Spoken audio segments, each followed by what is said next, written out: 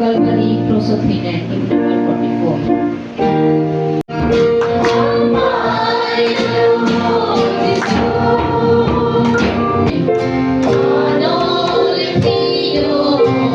Oh Calvary Cross of Hidden,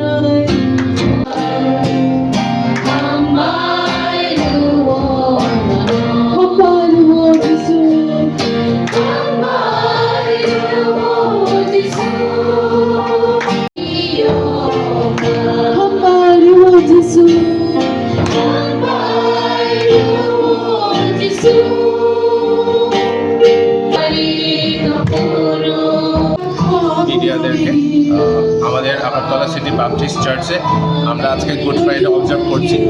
good Friday হচ্ছে গিয়ে আমাদের খ্রিস্টানসদের জন্য খুবই একটা ইম্পর্টেন্ট ডে। আজকের দিনে যিশু সেই যে উদ্দেশ্য নিয়ে যে জন্মিয়েছিলেন সেটা আজকে পূরণ হয়, সেটা হচ্ছে গিয়ে গুড ফ্রাইডে।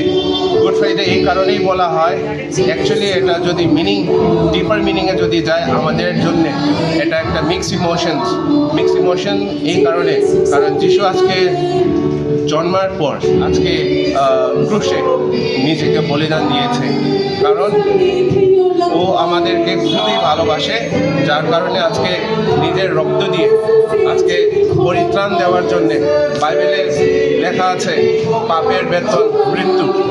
সেই পাপ থেকে, সেই মৃত্যু থেকে আমাদেরকে বাঁচার জন্যে যিশু জন্মিয়েছিলেন, আর আজকে সেটা ফুলফিল হয়েছে by giving himself on the cross.